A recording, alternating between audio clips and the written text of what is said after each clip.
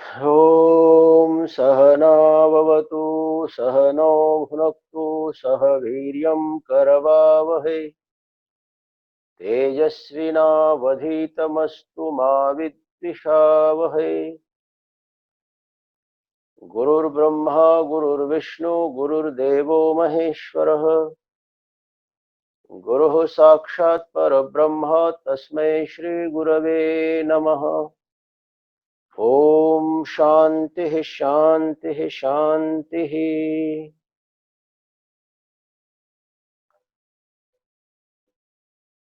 परम शिक्षय परम आदरणीय प्रेमपुरी आश्रम के अधिष्ठाता प्रतिष्ठाता महामंडलेश्वर स्वामी श्री प्रेमपुरी जी महाराज के पावन चरणों में नमन करते हुए परम शिक्षय परम आदरणीय श्रोत्रिय ब्रह्मनिष्ठ महाराज श्री के पावन चरणों में नमन करते हुए बड़े ही सौभाग्य से प्रेमपुरी आश्रम के तरफ से श्रीमद् भगवद गीता के 15वें अध्याय पर हम प्रवचन श्रृंखला का श्रवण कर रहे हैं।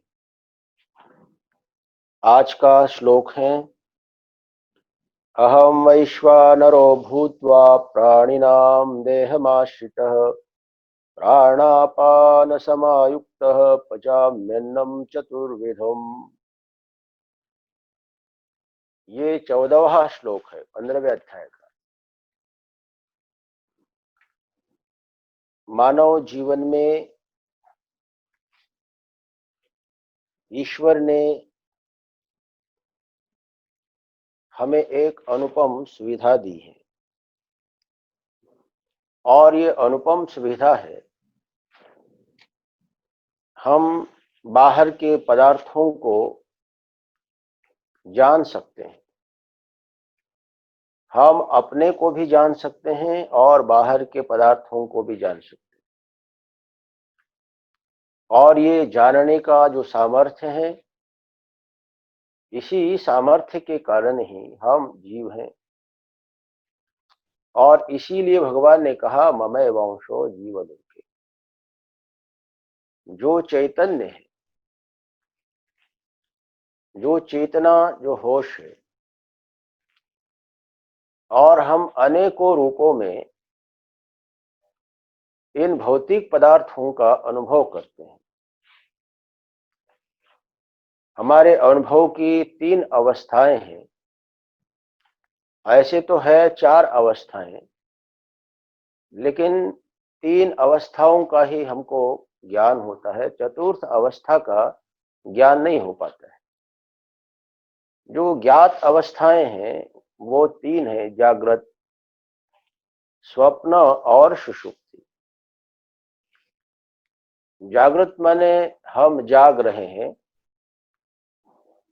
सुषुप्त माने हम सो रहे हैं, और स्वप्न माने सोने के बाद हम स्वप्न देखते। और ये तीनों अवस्थाएं हमारे जीवन में बड़ी ही विलक्षण और बहुत अद्भुत है। जागृत अवस्था के हमारे सारे अनुभव हैं।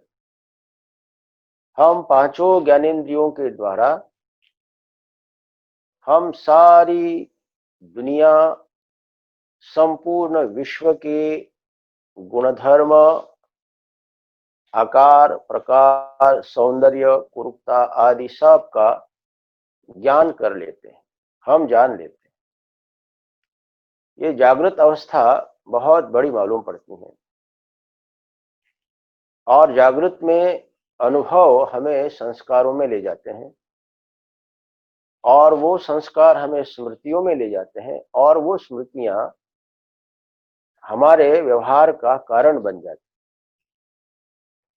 और दूसरी जो अवस्था है वो सुषुप्ति, सोना। जागृत अवस्था में हम कितना भी परिश्रम कर रहे हो, कितना भी अशांत हो, दुखी हो, लेकिन जैसे ही सुषुप्त अवस्था में सोने में जाते हैं तो सारा श्रम हमारा समाप्त हो जाता है। हम एकदम बिल्कुल शांति में, सुख में, तनाव रहित अवस्था में प्रवेश कर देते हैं। और कितना भी कष्ट क्यों न हो, हम एक मुहूर्त की, 1 मिनट की सुषुप्ति भी हमको विश्राम में ले जाती है। और जब हम सोते हैं तो जागृत अवस्था के जग जाते हैं और उन संस्कारों की मानसिक कल्पना उत्पन्न होती हैं सुषुप्त अवस्था में, और वो दृष्टिगोचर हो जाती हैं। उसी को हम स्वप्न कहते हैं। और इन तीनों अवस्थाओं के जो साक्षी, इन तीनों अवस्थाओं का जो भोक्ता जीवात्मा है, उनका अवस्था के अनुसार अलग अलग नाम है। ये नाम भी बड़ा महत्वपूर्ण। जागृत अवस्था में अनुभव करने वाले जीवात्मा का नाम रखा वैश्वानर, माने विश्व है। वो सारे विश्व के साथ वो जुड़ जाता है। और सुषुप्ति अवस्था का जो अभिमानी जीव है, उसका नाम है प्राज्ञ। प्राज्ञ माने प्र प्लस अज्ञ बराबर प्राज्ञ, माने अज्ञानी। वो अज्ञान में चला गया। सुषुप्ति माने अज्ञान में चले जाना, गहरे अज्ञान में चले जाना। सुषुप्त अवस्था में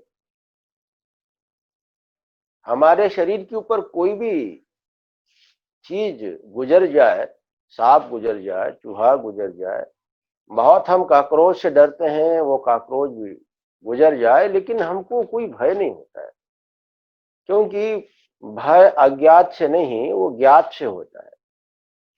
भय वस्तु पैदा नहीं करती है, भय उस वस्तु का ज्ञान पैदा करता है। यदि हमारे बगल में ही शेर बैठा हुआ हो और हम उसको बकरी समझ के उसके पीठ पर हाथ फेर रहे हैं और उसकी लंबी लंबी बालों का अनुभव कर रहे हैं, लेकिन हमको भय नहीं लगेगा, क्योंकि हम उसको समझ रहे हैं बकरी है। लेकिन अचानक मालूम पड़ जाए कि नहीं, ये तो शेर है, तो फिर हमारी अवस्था बड़ी विकट हो जाती है। तो ये जो भय है वो वस्तु से नहीं होता है, वस्तु के ज्ञान से होता है। और सुषुप्ति में किसी भी प्रकार का कोई भय नहीं, कोई द्वेष नहीं, कोई राग नहीं, कोई लोभ नहीं, कोई क्रोध नहीं, क्योंकि वहां पर सारी चीजें अज्ञात में है। और इसीलिए उस अवस्था के अभिमानी जीवात्मा का नाम रखा प्राज्ञ। और जो स्वप्न का अनुभव करने वाला जीव है, उसका नाम रखा तेजस।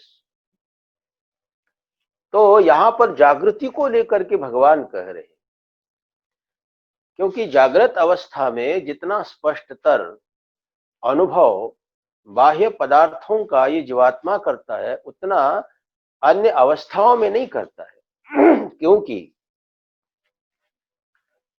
जागृत अवस्था में बाहर के सारे पदार्थों का संबंध हमारे साथ होता है। आंख से हम किसी वस्तु को देख रहे हैं, हम त्वचेंद्रिय से किसी वस्तु को छू रहे हैं, हम किसी भोजनीय वस्तु को ग्रहण कर रहे हैं। लेकिन सुषुप्त अवस्था में हम सो रहे हैं तो किसी भी इंद्रिय से बाहर के पदार्थ का संबंध नहीं होता है। और ऐसे ही स्वप्न अवस्था में भी बाहर के पदार्थों का कोई संबंध नहीं रहता है।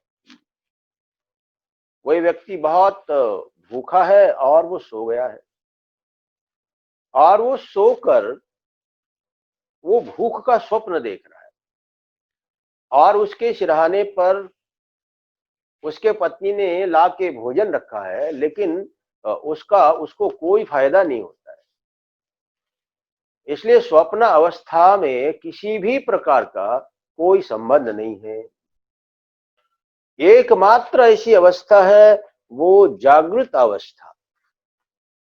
और वो जागृत अवस्था दुनिया के सारे पदार्थों के साथ हमको जोड़ देती है।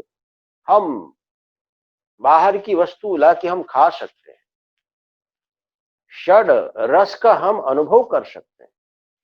इसलिए भगवान ने इन तीनों अवस्थाओं में से जो एक अवस्थाभिमानी जीवात्मा को लेकर के बोला, अहम वैश्वानरो भूत्वा प्राणिनाम देहमाश्रितः प्राणापान समायुक्त पचाम्यन्नम चतुर्विधम। भगवान ने कहा कि भैया मैं वैश्वानर अग्नि हूं, जो जागृत अवस्था का अनुभव करने वाला जीवात्मा वैश्वानर, जो भोजन का अनुभव करता है, जो स्वाद का अनुभव करता है, बहुत सारे पेय पदार्थों का अनुभव करता है, वो मैं हूं।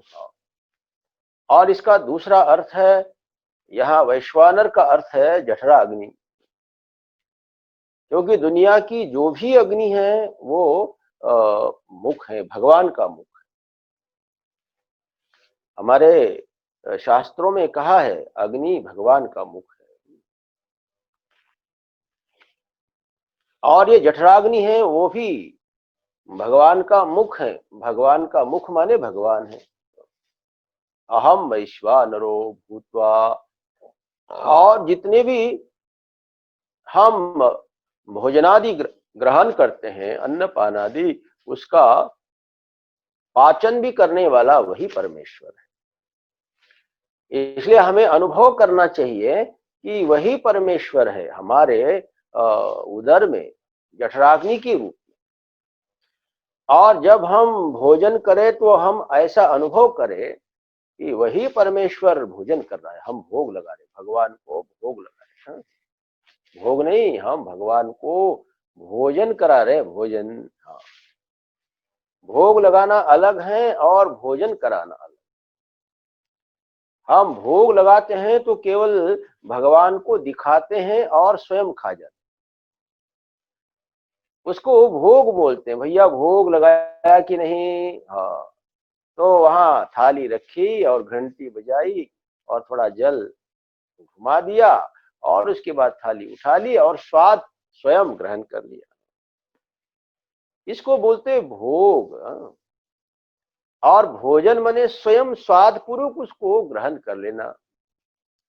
तो भगवान कह रहे हैं कि भोग मेरे को लगाओगे और भोजन तुम करोगे। बोले ऐसा नहीं होगा। भगवान ने कहा कि मैं तुम्हारे जठराग्नि में बैठ जाता हूँ, तुम्हारी जठराग्नि मैं हूं, मैं। और जो भी तुम ऊपर से अन्न डालोगे वो मेरे को मिलेगा। इसलिए हम रोज जो भोजन करते हैं, हम नाश्ता करते हैं, हम जलपान करते हैं, तो हम उसके भोक्ता नहीं है। भोक्ता वो महेश्वर है, हर्ता भोक्ता महेश्वर, वो परमेश्वर है। वस्तुतः वही भोगवान है, वही भगवान है, और वो ही भोगता है, वो खाने वाला। लेकिन हम अपने आप को बीच में ला करके खड़ा कर देते हैं कि मैंने खा लिया, मैं खा रहा।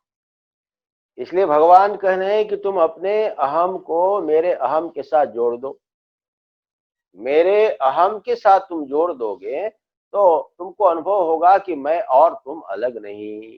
और उस समय भोक्ता भोक्ता ईश्वर बने, और भोक्ता ईश्वर बनने के कारण फिर जीवन में सारी जो अशांतियां हैं वो फिर अपने पास नहीं आएगी। हम संपूर्ण इन भोक्तृत्व की आसक्तियों से जब अपने मन को दूर कर देते हैं तो हम किन्हीं भी कर्मों के साथ आसक्त नहीं होते, और वो व्यापक परमात्मा सर्वकर्ता बन जाता है और हमको अकर्ता बना देता है। जब कर्ता भी वही है, भोक्ता भी वही है, तो फिर हम कहाँ हैं, हम क्या है? तो बोले हम तो अकर्ता। माने हर हाल में हमें अकर्ता बनना है और उस परमेश्वर को कर्ता बनने देना है, क्योंकि कर्तृत्व जो सामर्थ्य है वो जीव का नहीं है। कर्तृत्व सामर्थ्य तो ईश्वर का ही। क्या सचमुच हम खाए हुए अन्न को पचा सकते हैं?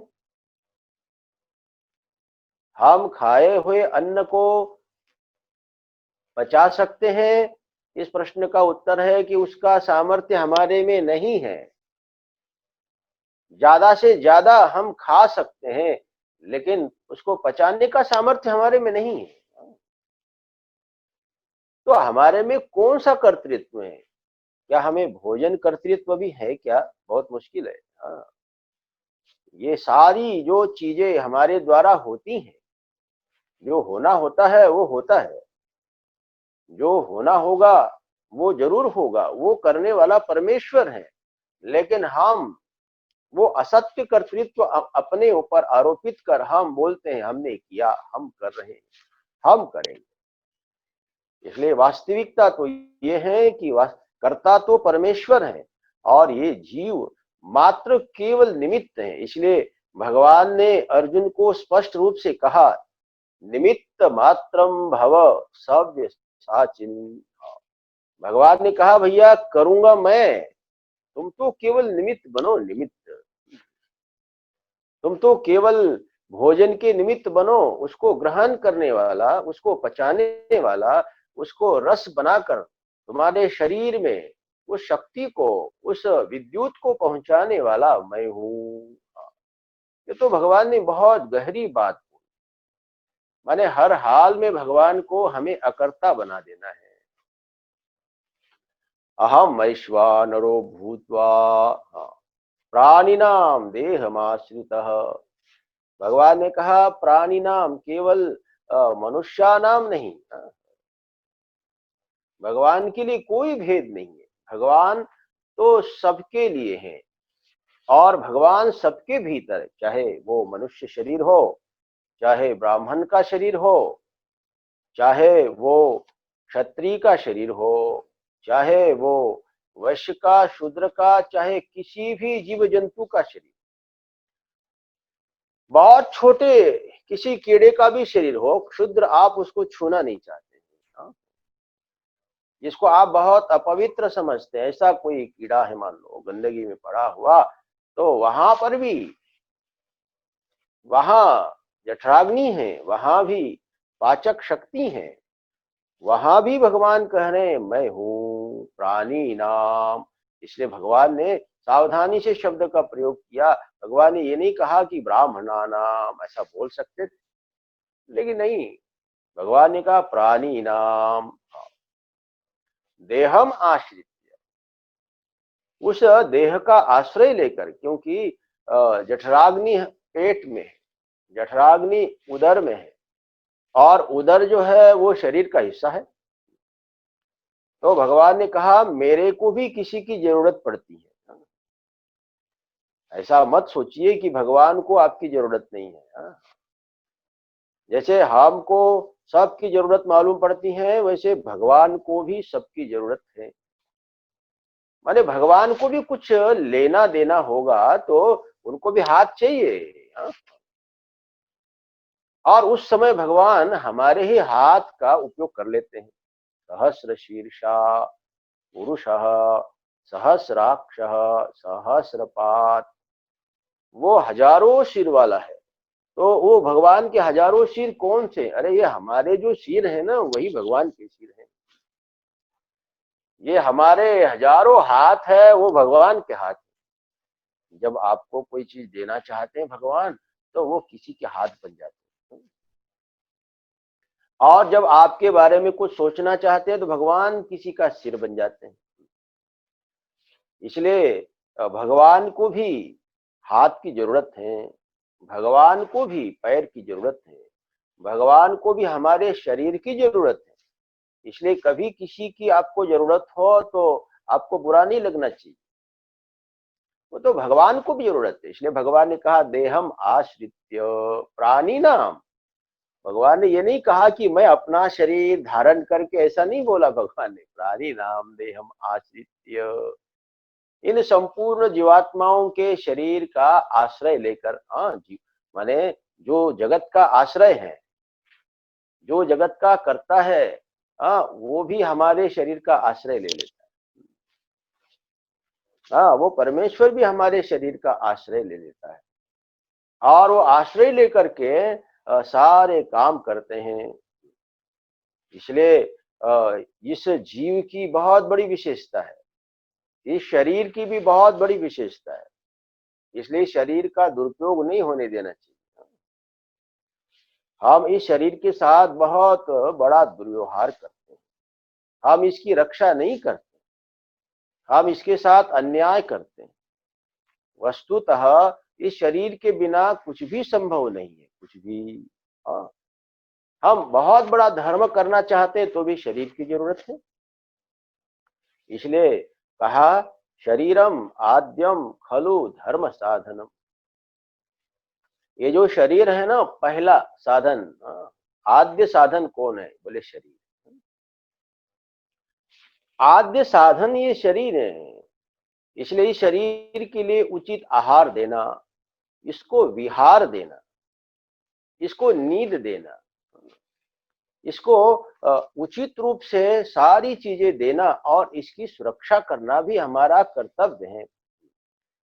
बहुत बार धर्म को और वेदांत आदि विचार करने वाले महात्माओं को देखा जाता है कि वो इस शरीर को बोलते हैं भैया नश्वर है, ये दुख की खान है, ये बड़ा दुर्गंध है, ये बड़ा अपवित्र है। बोले इसके ऊपर क्या ध्यान देना चाहिए? भाई आप इस शरीर की उपेक्षा करेंगे ना तो फिर इसके अंदर जो कर्तृत्व सामर्थ्य है वो कम होता जाएगा और फिर ये यंत्र यदि बिगड़ जाएगा तो फिर ईश्वर भी इसका उपयोग नहीं कर पाएंगे। कम से कम ईश्वर इस शरीर का उपयोग करे, ये भाव रख के अपने मन में इस शरीर की रक्षा बहुत जरूरी है। भाई भगवान आपकी आंख से किसी को देखना चाहते हैं तो आपको अपनी आंख सुरक्षित तो रखनी पड़ेगी ना। आपको भगवान आपके कानों से किसी को सुनना चाहते हैं तो आपको अपने कानों को तो सुरक्षित करना पड़ेगा।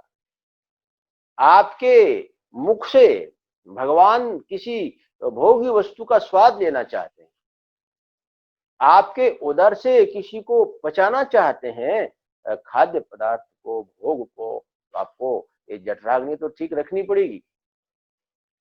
इसलिए यहाँ पर बहुत गहरी बात बोली है। देह देहि प्राणी नाम देहम आश्रित्य। प्राणियों के देह का आश्रय ग्रहण करके वो परमेश्वर ईश्वर क्या करते हैं? बोले और भी चीजें, प्राणापान समायुक्त। प्राण और अपान, इन दोनों का भी मैं आश्रय लेकर, केवल शरीर का आश्रय नहीं, मैं प्राणों का भी आश्रय लेता हूँ। प्राण और अपान, ये दो चीजें ये हमारे शरीर में बहुत महत्वपूर्ण है। ये प्राण जो है ये जीव है, जीव। प्राण जो है वो जीवन है। यदि हमारे प्राण अवरुद्ध हो जाए, श्वास अवरुद्ध हो जाए तो जीवन संभव नहीं है। इसलिए जीव प्राण धारणे धातु से जीव शब्द बनता है। जीव का ही अर्थ होता है प्राण धारण करने वाला। और इस शरीर में यदि प्राण चला जाए तो ये शरीर नहीं रहता फिर। इस शरीर में जो जीवन है, ये वास्तविक जीवन तो प्राण सत्ता का अस्तित्व। हमारे शास्त्रों में एक, वेदों में एक बड़ी सुंदर कहानी आई, आप सब लोगों ने उसको सुना होगा, जरूर अवश्य सुना होगा। एक बार केनोपनिषद की कहानी है। एक बार हमारे शरीर में रहने वाली इंद्रियां, पांचों ज्ञानेन्द्रियां, पांचों कर्मेंद्रिया, मन, बुद्धि, ये सारी जो चीजें हैं उन सब में झगड़ा शुरू हो गया। जहां पर भी अनेक हो और हर व्यक्ति में, हर अस्तित्व में खुद के ही श्रेष्ठ होने का अहंकार हो तो वहां संघर्ष पैदा हो जाता है। यदि सह अस्तित्व की भावना है, दूसरे के विचारों को सम्मान देने की भावना है, तो वहां पर कोई संघर्ष नहीं। आप भी सही हैं और हम भी सही हैं, चलो कोई बात नहीं, आप ही सही। किसी ने कहा कि भैया हम ही सबसे बड़े, चलो कोई बात नहीं, तुम बड़े, तो कोई संघर्ष नहीं। और किसी को बड़प्पन देने से हम छोटे नहीं होते हैं, अपितु हमारा और बड़प्पन उज्ज्वल हो उठता है, हमारा बड़प्पन और बड़ा हो जाता है। लेकिन व्यक्ति सोचता है कि नहीं नहीं भैया, सबसे बड़ा तो मैं, और मेरे विचारों को सब लोग मान लेना चाहिए, जो मैं कहता हूँ वो सुन लेना चाहिए। और आदमी इतना कोशिश करता है नारायण कि जो मैंने सोचा, जो मैंने कहा, वो कैसे भी पूरा कैसे हो, और इसी में वो संघर्ष और वो तनाव पैदा कर लेता है। लेकिन हमें हमेशा अपने अस्तित्व को सम्मानित करने के लिए दूसरे के अस्तित्व को सम्मानित करते रहना चाहिए। और यहाँ पर संघर्ष शुरू हो गया। ज्ञानेंद्रियों ने कहा कि सबसे बड़े तो हम हैं। अरे, आंख से ये दिखाते हैं सारी दुनिया, तो मालूम पड़ता है क्या है, रास्ता मालूम पड़ता है। कान से सुनाई देता है तो ज्ञान होता है, नहीं तो तुमको क्या आता है, तुम तो अज्ञानी बने रहते। पैरों ने कहा, भाई मैं यदि नहीं होता तो तुमको एक जगह से दूसरे जगह पर नहीं ले जाता। अरे बोले, स्कूल जाते थे पैरों से चल के, तब तुमको 2 अक्षर ज्ञान हुआ, नहीं तो घर में बैठे रहे जड़ बन जाता, जड़ बन जाता, कुछ नहीं आता। हाथों ने कहा कि भैया मैं न होता तो तुम भोजन कहाँ से करते, हाथ में पुस्तक कहाँ से उठाते, और कहाँ से ज्ञान होता। लिखना पढ़ना तो हमारे द्वारा ही तो आपको आया। सब इंद्रियों ने, पांचों ज्ञानेंद्रियों ने, पांचों कर्मेंद्रियों ने, और उसमें पंच प्राण भी थे नारायण, सब आपस में विवाद करने लगे, मैं बड़ा, मैं। कहानी बड़ी मजेदार है। ऐसा ऐतिहासिक रूप से घटा कि नहीं घटा, लेकिन कहानी बहुत मजेदार है। और हमें तो उसके रस से मतलब रखना चाहिए, उसका जो मैसेज है, उसका जो प्रेरक भाव है, हम क्या सीख सकते हैं, जीवन में कौन सा संदेश उतार सकते हैं, ये बड़ी बात है। अब वो आपस में विवाद करने लगे, मैं बड़ा, मैं बड़ा, और आपस में विचार करने से कभी मालूम नहीं पड़ता कि कौन बड़ा। अब हम में कोई दूसरा बड़ा हो तो वो बताएगा कौन बड़ा। इसलिए घर में सारे लोग झगड़ा करने वाले हो तो एक आदमी वहां झगड़ा मिटाने वाला होना चाहिए, और वो आदमी उस ग्रुप का नहीं होना चाहिए। उस ग्रुप का होगा तो किसी न किसी का पक्ष लेकर के वो निर्णय देगा, और वो सबको सर्वमान्य नहीं बने। सभी लोगों ने सोचा कि चलो हम में कौन बड़े, ब्रह्मा जी बड़े, और सब ने ब्रह्मा जी से प्रार्थना की, भगवान हम लोगों में विवाद शुरू हुआ है, आप बताइए कि हम लोगों में कौन बड़ा।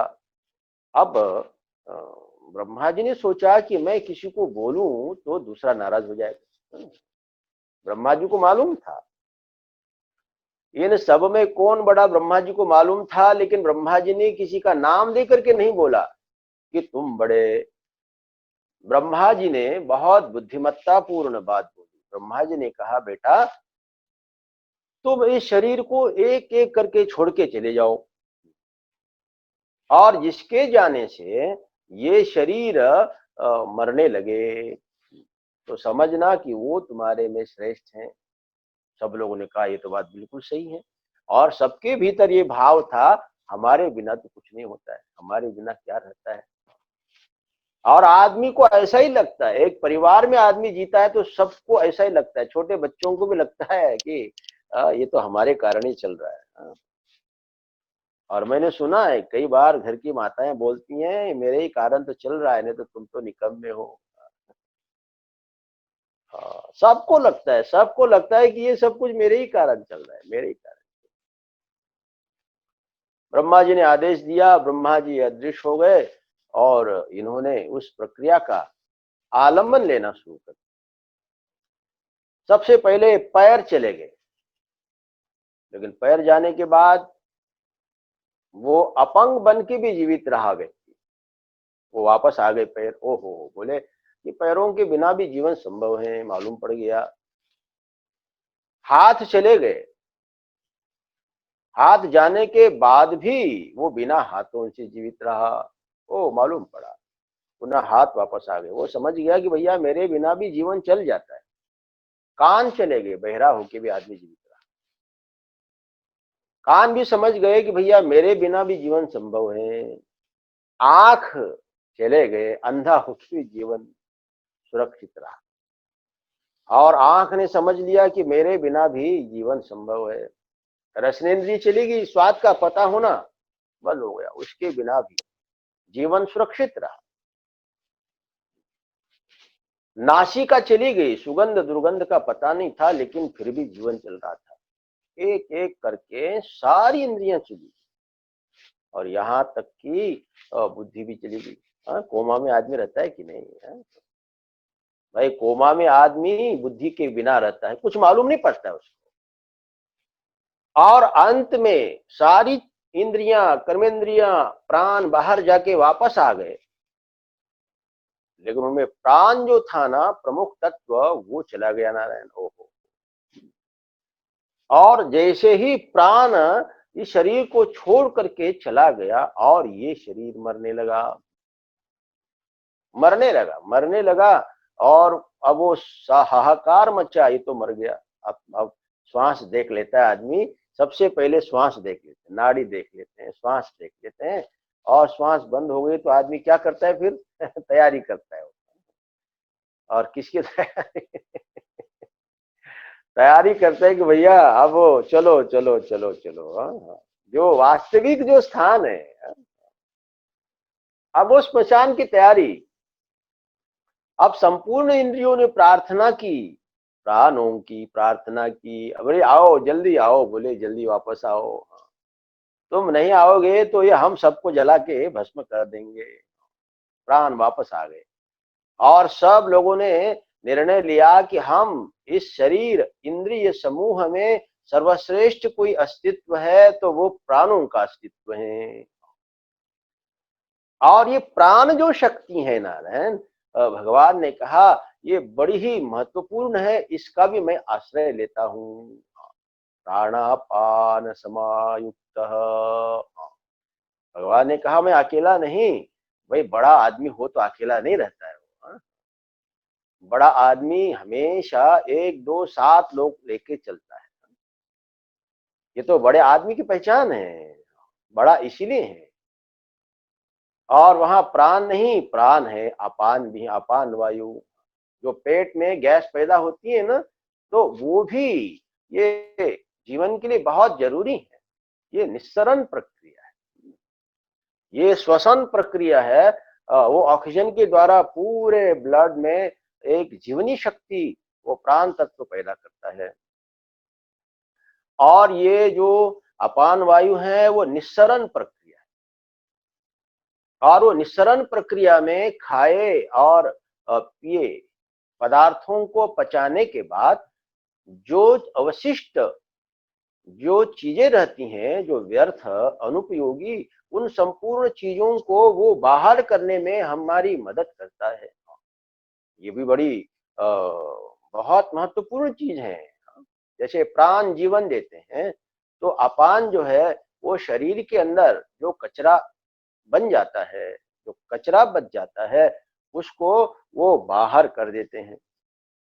इसलिए बहुत महत्वपूर्ण है हमारे परिवार में, हमारे समूह में जो भंगी समाज है ना, ये जो कचरा साफ करने वाले लोग, उठाने वाले, भाई इसका बड़ा महत्व है भंगी। और ये कचरा सफाई कर्मचारियों का कितना बड़ा महत्व है। वो यदि ना हो तो पूरी मुंबई कचरे के ढेर में खड़ी हो जाए। यदि वो कचरा उठाने वाले ना हो तो हम सारे लोग बीमार पड़ जाए, ये हमारा जीना मुश्किल हो जाए, हमारा अस्तित्व खतरे में पड़ जाए। इसलिए वो लोग बड़े महत्वपूर्ण है। हमको अपने नरेंद्र मोदी भाई की एक बात याद आती है, बचपन की बात। बच्चे थे और कोई कचरा उठाने वाली आ गई, तो मोदी भाई ने आवाज लगा दी, मैया कचरे वाली आ गई। है ना, कचरे वाली। ऐसा जब बोला तो माँ ने बोला, बेटा कचरे वाले तो हम हैं। अरे वो कचरे वाली नहीं है, वो कचरा उठाने वाली है। बोले उसको कचरे वाली मत बोलो, कचरे वाले हम हैं। कर दिन भर कचरा हम करते हैं, हम गंदगी फैलाते हैं। और वो कचरे वाली आ करके गंदगी साफ कर लेती, गंदगी दूर कर लेती। इसलिए नारायण हमारे इस शरीर में ये जो महत्वपूर्ण तत्व है अपान वायु, और ये खाए पिए अन्न और जल में जो अवशिष्ट पदार्थ जो शरीर के लिए आवश्यक नहीं है, उनको सबको वो बाहर कर देता है, वो सबको बाहर कर देता है। इसलिए भगवान ने कहा प्राणापान समायुक्त पचाम्यन्नम चतुर्विधम, मैं अन्न का पाचन कर देता हूँ। पचामी अन्नम, यह अन्नम का अर्थ दोनों समझना चाहिए, अन्नम जलम च पचामी, सबको पचा लेता हूं। तो यहाँ पर चतुर्विधम अन्नम ऐसा बोला है, 4 प्रकार का अन्न, माने जैसे भोज्य, भक्ष्य, लेह्य और चोष्य। कुछ अन्न होता है जिसको हमको चबा के खाना पड़ता है, जैसे रोटी, और भक्ष्य माने जिसको निगल लेते, चावल। चोष्य माने जैसा गन्ना है, आइसक्रीम है, ऐसी चीजें, सहजन की फली भी चूसते हैं। और लेह्य माने चाटने वाले पदार्थ। ये 4। और पचामी, भगवान ने कहा उसको पचा लेता हूं। और यहाँ पचामी का अर्थ ये भी है नारायण, अन्न के जितने दोष है ना, उन दोषों को भी मैं मिटा देता हूं। अन्न के भी बहुत सारे दोष होते हैं, जैसे स्वाभाविक रूप से कोई अन्न हमने खा लिया जो नहीं खाना चाहिए, जैसे लहसुन है, प्याज है, या जिस समय जो चीजें अभक्ष भक्षण है वो। और दूसरा, किसी ने भोजन बना लिया है और वो भोजन बनाने वाला बड़ा ही गंदा है, वो भी तो दोष है, निमित्त दोष बोलते हैं उसको। और ऐसे भी दोष है, अन्न के दोष, हमने अन्न पैदा किया है, हमने जो उत्पन्न किया बेईमानी से, तो वो भी दोष लगता है। बेईमानी से अन्न हमने पैदा किया है, आजीविका जमा ली है, और वो खाते हैं तो भी उसका दोष लगता है। तो अनेकों प्रकार के जो दोष हैं वो भी भगवान के नामस्मरण से पच जाते हैं। अन्न के दोष, यहाँ केवल खाए हुए पदार्थों को ही पचाना नहीं है, अपितु उसका जो दोष है नारायण, मन को प्रभावित करने, जो हमारे आचरण को प्रभावित करने वाला जो दोष है, उसको भी भगवान दूर कर देते हैं।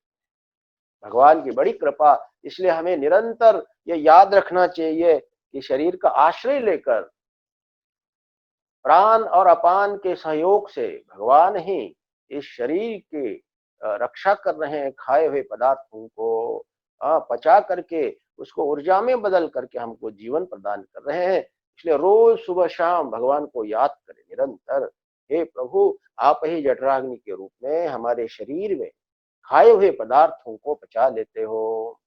बड़ा ही सुंदर ये प्रसंग है। हमारे पूज्य प्रेमपुरी आश्रम के अध्यक्ष, परम श्रद्धेय, परम आदरणीय स्वामी श्री विश्वेश्वरानंद गिरी जी महाराज नेपाली संन्यास आश्रम, जो अपने प्रेमपुरी आश्रम के अध्यक्ष हैं, उनकी प्रेरणा से, उनकी कृपा से ये बहुत ही सुंदर प्रवचन की श्रृंखला चल रही है।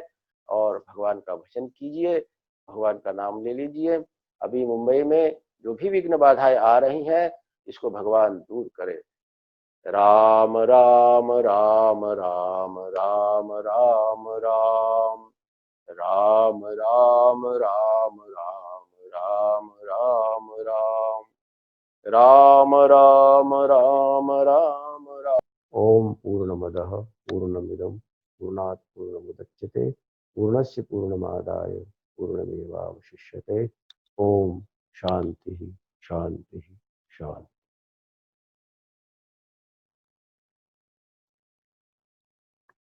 हरि ओम।